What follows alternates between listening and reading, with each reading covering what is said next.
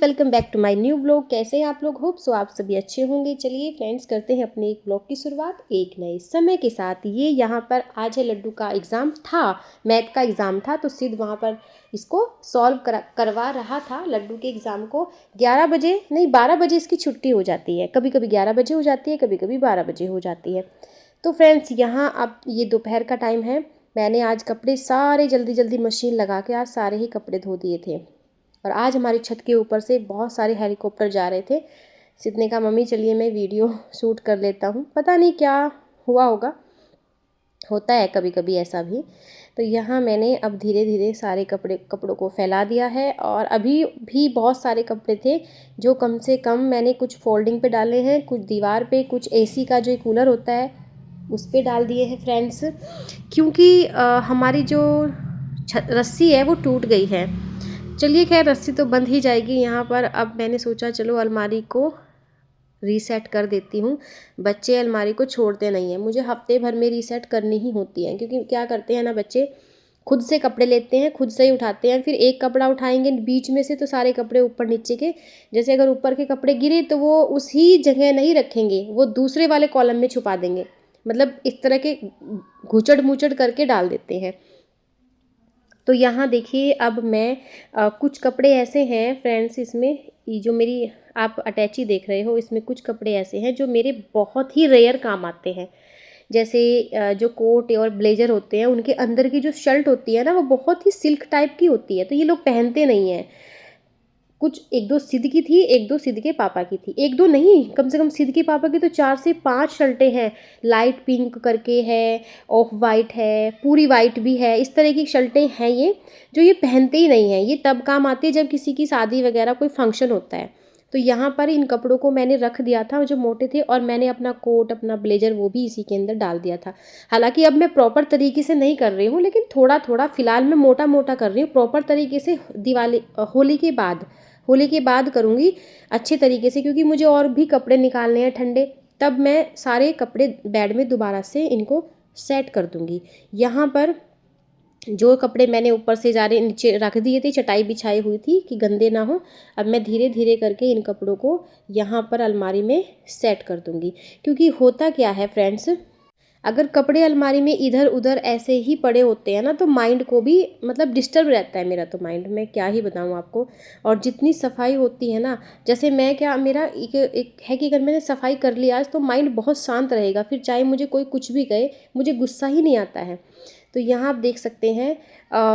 और कपड़े, मैंने जो सूट पहना हुआ था बहुत मोटा था, तो मैंने आकर जो है अपना सूट बदल लिया था। क्योंकि मुझे क्या करना था कि जब बाथरूम वगैरह की मैंने सफाई की तो बहुत गीला हो गया था, वो गर्म था तो ज़्यादा गीला हो गया था। तो फिर मैंने कहा चलो ठंडा सूट पहन लेती हूँ। तो यहाँ मैंने जो है वो ठंडा सूट अपना डाल लिया था। उसके बाद रात में मैंने सारे कपड़ों को लगाया, कम से कम मुझे आधा या पौन घंटा लग गया था अपने सारे कपड़ों को अरेंज करने में। उसके बाद फिर खाने वाने की तैयारी, पूजा पाठ, दिया बत्ती, ये सारे काम फ्रेंड्स रहते हैं। तो ये बीच का जो समय है, ये ऐसा समय होता है जिसमें हम लोग अपना जो एक्स्ट्रा काम हमारा होता है वो हम लोग कर ही लेते हैं। तो इसीलिए मैंने एक एक करके सारी अलमारी को सेट कर दिया था। बल्कि जो मेरी, जो आप ये गोदरेज की अलमारी देख रहे हैं ना साइड में, ये मेरी अलमारी जो है अभी, इसको भी मुझे रीसेट करना है। लेकिन सोच रही हूँ कभी मतलब ऐसे ही दिन निकल जाते हैं कि आज करूँ, कल करूँ, परसों करूँ। तो मैं सोच रही हूँ कि चलिए इसको भी रीसेट कर ही लेती हूँ। शायद कल देखती हूँ या परसों देखती हूँ, करना ही होता है।